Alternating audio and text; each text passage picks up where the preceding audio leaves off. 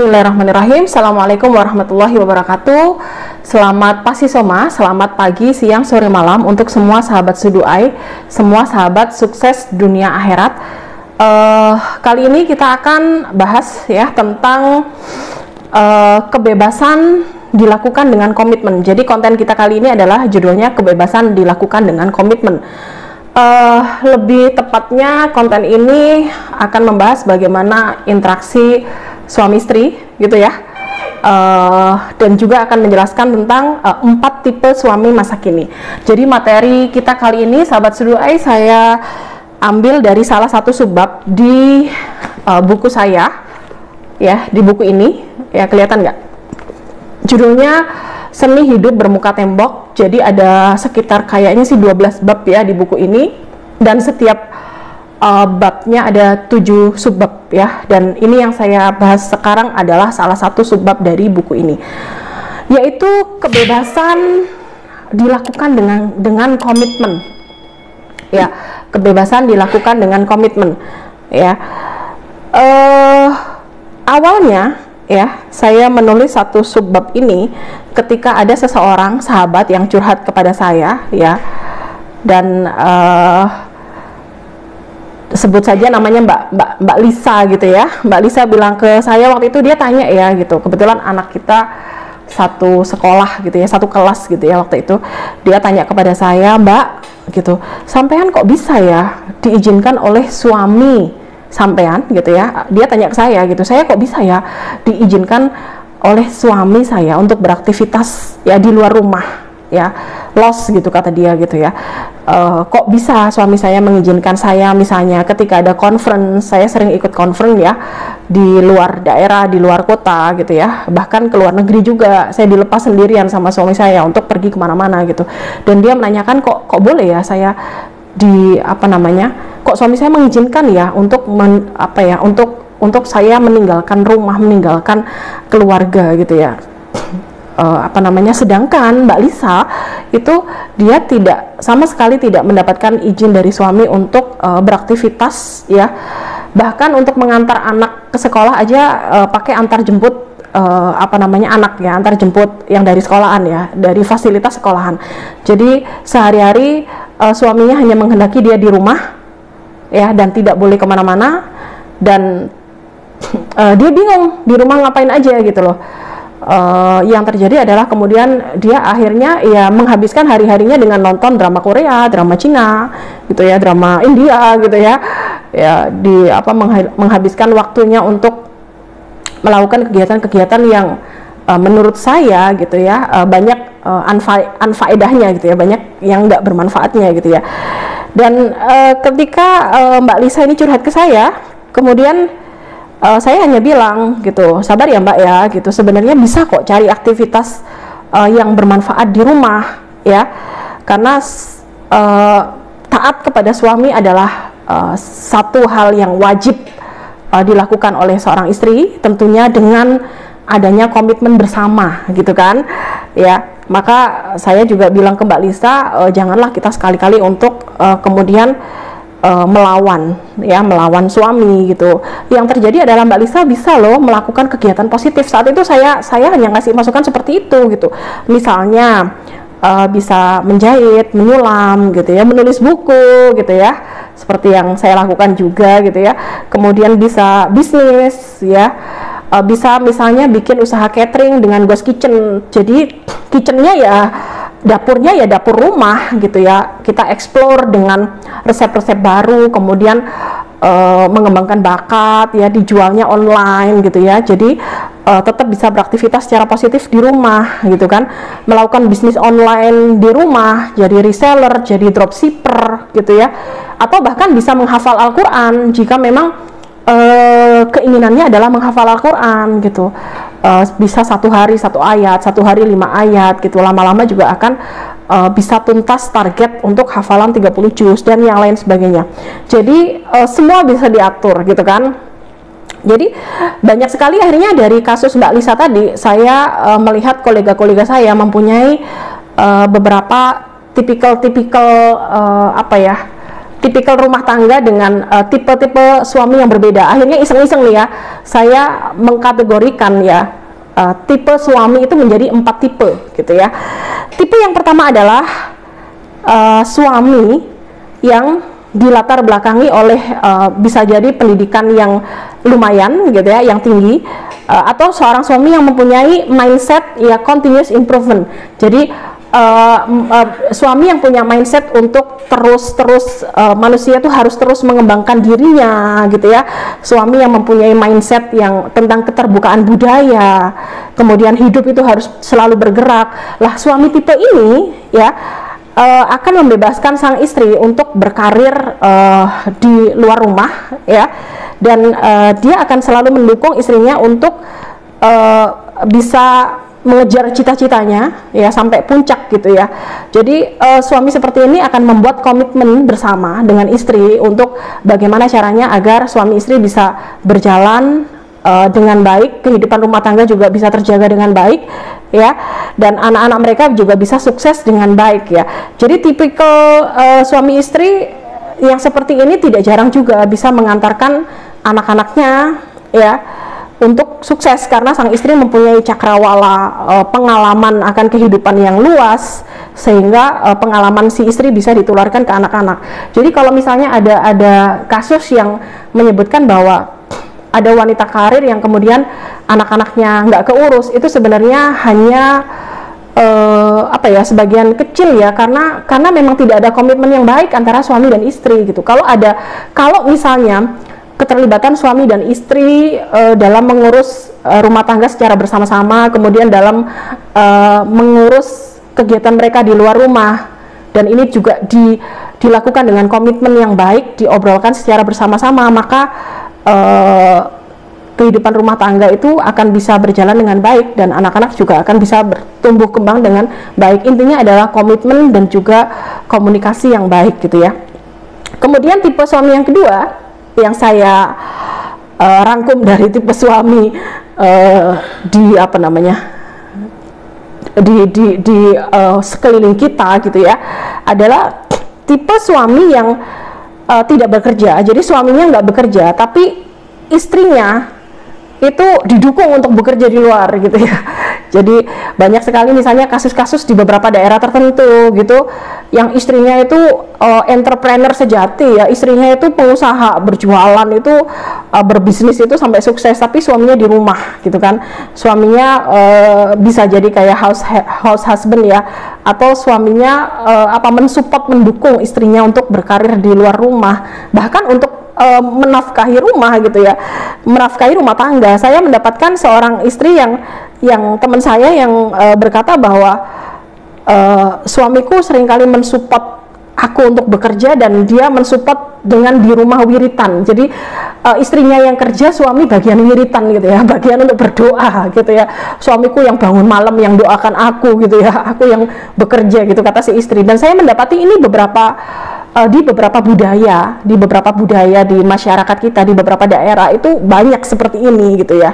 Jadi ini tipe suami yang kedua gitu kan. Terus tipe suami yang ketiga ya, yaitu suami yang biasanya landasan hidupnya, prinsip hidupnya itu dogma-dogma agama, yang bisa jadi suami yang baru hijrah atau hijrahnya udah lama gitu ya, atau suami yang mengambil dalil itu tekstual gitu ya. Jadi dia tidak akan mengizinkan seorang istri untuk keluar rumah ya, kecuali dengan sang suami gitu ya, kecuali dengan mahramnya gitu ya. Dan suami ini pasti tidak akan mengizinkan istrinya untuk beraktivitas keluar rumah, untuk bekerja gitu ya.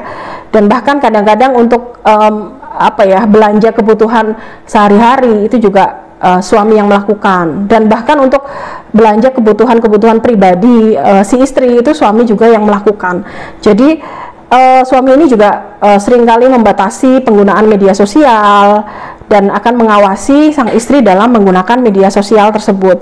Jadi ini tipikal suami yang ketiga ya. Ketika misalnya Anda menjadi istri dari suami yang ketiga, ya sudah, karena ini adalah pilihan hidup Anda, dan sang suami juga pilihan Anda juga gitu, maka taat ke suami adalah suatu hal yang baik dan Anda bisa melakukan kegiatan di dalam rumah yang positif ya. Misalnya kalau memang memang ada keinginan untuk menghafal Quran, bisa menghafal Quran one day one ayat gitu ya, atau bisa berbisnis online juga bisa kan. Kita sekarang hanya stay di rumah aja, tinggal di rumah aja, tapi kita bisa berselancar keliling dunia dengan adanya teknologi yang berkembang saat ini. Jadi tidak ada alasan untuk kemudian kita tidak bisa berkembang dari dalam rumah gitu kan. Kemudian tipe suami yang keempat adalah ya suami yang dilatar belakangi dengan alasan cinta. Kalau ngomongin cinta ini nggak ada habisnya ya. Maka suami ini sangat posesif, sangat pencemburu gitu ya. Biasanya kalau telepon istrinya nggak ngangkat aja udah jadi masalah gitu kan. Biasanya kalau WA gitu atau SMS nggak dibalas itu udah jadi masalah gitu kan. Jadi suami tipikal ini menganggap si istri adalah boneka cantik gitu ya, yang atau ratu gitu ya, yang nggak boleh tersentuh orang lain, tidak boleh bersentuhan dengan orang lain. Dia membatasi pergaulan si istri ya. Tipikal si suami posesif ini cenderung menguasai si istri, dan si istri biasanya akan agak-agak kebingungan ya ketika menikahi dengan sosok suami yang seperti ini, karena bisa jadi dia akan terputus dengan pergaulan di masa lalunya gitu ya. Tapi ya lagi-lagi hidup ini pilihan, dan ketika si istri sudah menemukan tipikal suami yang seperti ini ya, lihat kelebihan sang suami ya. Suami posesif itu biasanya banyak melarang istri, membatasi pergaulan sang istri, tapi di aspek yang lainnya dia akan memanjakan istrinya gitu. Jadi si istri harus fokus aja pada kelebihan si suami gitu, agar rumah tangga bisa aman, damai, tentram, sejahtera gitu kan, dan dijauhkan dari konflik-konflik yang ada gitu. Maka saya sering kali ya berpesan kepada mahasiswa saya ketika saya mengajar di kelas S2 misalnya ya, kelas anak-anak magister ya. Anak-anak S2 itu kan biasanya mereka-mereka yang udah deket-deket apa ya, waktu-waktu menikah gitu ya. Ya deket-deket, apalagi ketika mendekati musim kawin nih, musim menikah sorry. Jadi saya sering kali ngobrol ke anak-anak S2 yang memang apa namanya sudah waktunya menikah gitu. Kadang-kadang saya berpesan gitu, ketika Anda memang mau menikah ya, silahkan ngobrol dulu dengan calon suami gitu ya. Nanti ke depan ini apakah saya dibolehkan untuk misalnya S3, apakah saya dibolehkan untuk mengajar ketika misalnya pengen jadi guru ya, apakah saya masih dibolehkan untuk bekerja gitu. Paling enggak harus ada komitmen yang dibangun di awal, paling enggak biar tidak ada konflik di kemudian hari ya.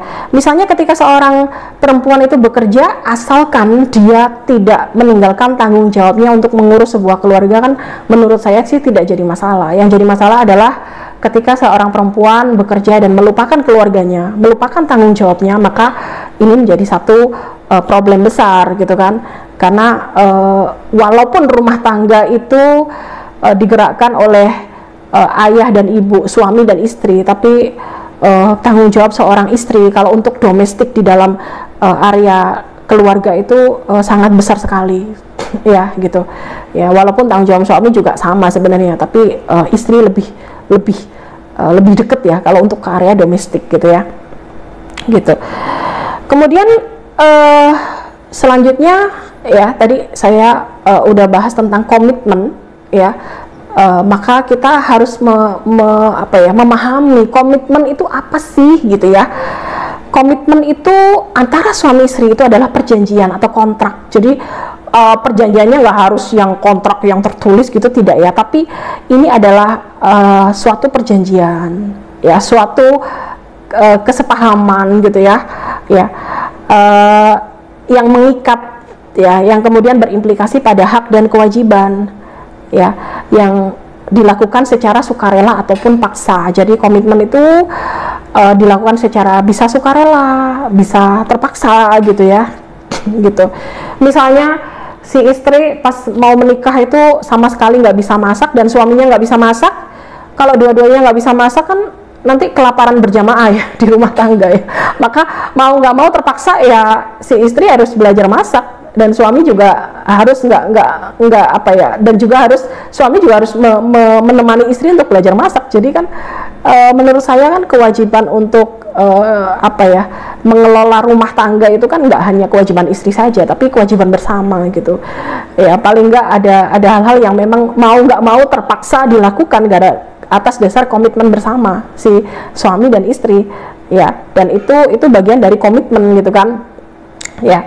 Tapi komitmen itu terkadang lebih mudah untuk diucapkan daripada dilaksanakan ya. Tapi ketika suami istri memahami komitmen yang mereka buat, maka ini akan menumbuhkan rasa percaya diri bagi suami istri untuk menjalankan komitmen yang ada gitu ya. Kunci dasar dari komitmen adalah yang pertama kepercayaan, yang kedua adalah komunikasi yang baik gitu ya. Jadi komitmen nggak akan bisa hidup tanpa adanya dua hal. Yang pertama adalah kepercayaan, yang kedua adalah komunikasi yang baik ya. Kepercayaan itu harus dijaga, dan menjaga kepercayaan itu ada seninya, seni untuk menjaga kepercayaan. Misalnya apa? Kalau sudah suami istri ya sudahlah, smartphone ya, medsos itu nggak usah nggak usah di password gitu ya. Jadi HP kalau sudah menikah, wahai sahabat-sahabat suduai, itu password HP itu HP nggak usah di password gitu ya. Suami boleh sewaktu-waktu untuk lihat apa yang ada dalam HP istri atau sebaliknya gitu ya. Jadi ini bagian dari seni menjaga kepercayaan gitu. Tapi sebenarnya kalau budaya di luar negeri gitu ya, di beberapa negara malah hubungan suami istri itu individual banget gitu ya. Suami nggak boleh lihat HP istri ya, istri nggak boleh lihat HP suami gitu ya dan yang lain sebagainya. Suami saya pernah hidup sekitar 8 tahun di Cape Town di Afrika Selatan ya, dan dia seringkali menceritakan bahwa rumah tangga di sana itu ya sendiri-sendiri gitu ya. Jadi makan ya sendiri, jadi uang rumah tangga itu uang istri untuk istri, uang suami untuk suami gitu ya. Bahkan kalau makan di rumah makan itu kadang-kadang ya suami bayar sendiri, seringkali, bukan kadang-kadang, suami bayar sendiri, istri bayar sendiri. Bahkan kadang ada yang suaminya ngerokok, istrinya ngerokok ya, si suami minta rokok, istri ngambil satu aja udah tengkar nanti ya. Karena apa? Karena barangnya milik individu masing-masing gitu ya. Itu kadang-kadang ada beberapa kasus yang berbeda yang ada di luar negeri. Tapi kalau menurut saya ya kalau kita mau menjaga kepercayaan di antara suami dan istri, maka udah nggak ada rahasia di antara suami dan istri gitu ya. Jadi kalau HP di password gitu ya janganlah gitu. Jadi itu salah satu seni untuk menjaga kepercayaan ya, dan kepercayaan adalah salah satu kunci untuk menjaga komitmen gitu. Jadi semua harus transparan, tidak ada yang ditutupi, kecuali hal-hal yang memang secara agama menjadi hak masing-masing gitu. Misalnya istri itu kan kalau punya duit ya duitnya istri ya. Kalau suami itu kan punya duit, maka suami harus menafkahi keluarganya, menafkahi istrinya kan. Terus kemudian suami juga bisa menikmati duitnya dia sendiri gitu. Kalau misalnya duit si istri ya memang hasil kerja kerasnya si istri ya, ketika istri misalnya mau sedekah dan yang lainnya ya tidak harus untuk izin ke suami, karena itu uang pribadinya si istri. Jadi ini adalah hal-hal yang lain yang misalnya hal seperti ini boleh untuk tidak sekedar disampaikan kepada suami, tapi ya lebih baik untuk semuanya transparan gitu ya. Kemudian seni untuk menjaga kepercayaan, dan kepercayaan itu bagian dari komitmen ya. Sekarang kita masuk ke seni untuk berkomunikasi ya, dan komunikasi adalah salah satu dasarnya komitmen yang baik gitu ya. Jadi komunikasi antar pasangan itu dilakukan dengan yang pertama, kalau kita ngobrol ya kita memilih kata-kata yang baik. Yang kedua adalah memilih waktu yang tepat. Ada kalanya gini, kita mau ngomongin baik nih, tapi suami baru pulang kerja capek-capeknya, ketika kita ajak ngomong, walaupun ngomongnya itu kabar gembira gitu ya, sesuatu yang baik gitu, kadang-kadang pas udah capek responnya nggak ngenakin gitu, sehingga kita nanti tersinggung gitu. Jadi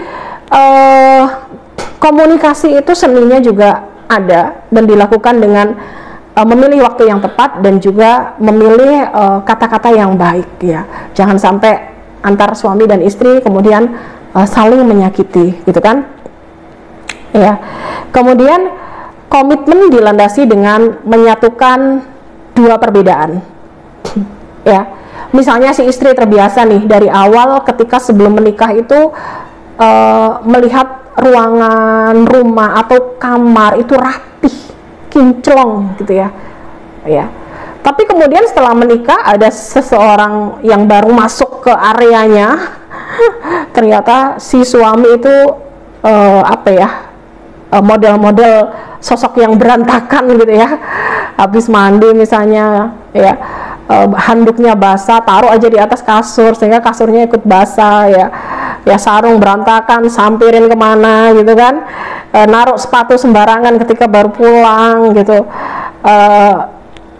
kemudian baju atau sesuatu semuanya ditaruh, diberantakan di atas meja, di atas kursi gitu ya. Ini kalau si istri menghendaki menuntut suami untuk menjadi seperti dia, ini bisa jadi hanya gara-gara handuk basah, sarung yang seliweran gitu ya, atau sepatu yang berantakan. Ini tiap hari akan menjadi bom atom gitu ya, tengkar tiap hari gitu. Maka komitmen juga harus dilandasi dengan menyatukan ataupun maklum adanya perbedaan. Jadi ketika melihat tipikal sang suami itu berantakan, si istri itu rapihan gitu ya, istri memahami suami apa adanya, suami memahami istri apa adanya, sehingga kemudian masing-masing bisa berubah pelan-pelan gitu ya. Suami juga bisa berubah untuk menjadi lebih rapi gitu ya, tapi kan pelan-pelan ya. Kebiasaan yang udah lama dilakukan sebelum menikah kan nggak akan bisa langsung berubah saat itu juga, tidak, tapi kan pelan-pelan merubahnya gitu kan. Jadi komitmen juga dilakukan dengan penyatuan sebuah perbedaan, adanya perbedaan disatukan gitu ya. Kemudian komitmen itu memunculkan pribadi yang apa adanya. Kalau tadi penyatuan perbedaan, kalau sekarang adalah menunjukkan pribadi yang apa adanya ya. Kalau misalnya teman-teman yang pacaran ya gitu, pada masa pacaran kan biasanya diliatin yang bagus-bagusnya, atau masa ta'aruf ya. Kalau saya sih mendingan lebih ke ta'aruf ya. Tapi ya kadang-kadang ya anak-anak muda kan ya, ada di antara mereka yang misalnya, banyak di antara mereka yang pacaran, ketika pacaran itu kan yang tampak kadang-kadang baik-baiknya aja gitu. Ketika menikah jegrek gitu ya, kelihatan kekurangan masing-masing udah mulai nampak gitu kan. Jadi komitmen juga memunculkan pribadi suami yang apa adanya, istri yang apa adanya. Jadi suami istri itu nggak usahlah selalu menampilkan citra diri yang perfect ya, karena sejatinya manusia tidak ada yang sempurna. Kalau misalnya suami mati-matian menutupi kekurangannya, istri mati-matian menutupi kekurangannya di depan suami, dan juga sebaliknya, maka lama-kelamaan hidup mereka jalani, kehidupan suami istri ini akan melelahkan gitu, karena masing-masing menutupi kekurangan masing-masing gitu. Maka yang terjadi adalah komitmen memunculkan pribadi yang apa adanya di antara suami dan istri, dan masing-masing menerima pribadi yang apa adanya dari pasangan masing-masing. Jadi ya wis lah, los gitu ya, tulus ikhlas gitu dengan pasangan yang kita punya gitu, dengan suami atau istri yang kita miliki. Contohnya ketika salah satu di antara kedua di antara suami atau istri ya, yang kemudian memiliki kebiasaan yang berbeda. Misalnya si istri hobinya adalah masak ya, kemudian si suami hobinya bersih-bersih rumah, maka ini bisa saling melengkapi antar mereka gitu ya. Atau dua-duanya hobi masak, ya udah bisa masak bareng gitu ya. Dua-duanya nggak suka bersih-bersih rumah, maka masalah bersih-bersih rumah ya sudahlah, nanti aja dipikirkan gitu ya. Atau bisa mengupah mengupah tenaga orang lain untuk membersihkan rumah gitu ya. Jadi komitmen menjadikan hubungan saling melengkapi satu sama lain. Jadi intinya adalah komitmen yang tadi saya sudah jelaskan di depan, dan juga terkait tipe-tipe 4 tipe suami ya, itu harus dilandasi dengan nilai-nilai akhirat ya, nilai-nilai akhirat yang kembali mengikuti aturan dari Al-Quran dan Al-Hadis ya.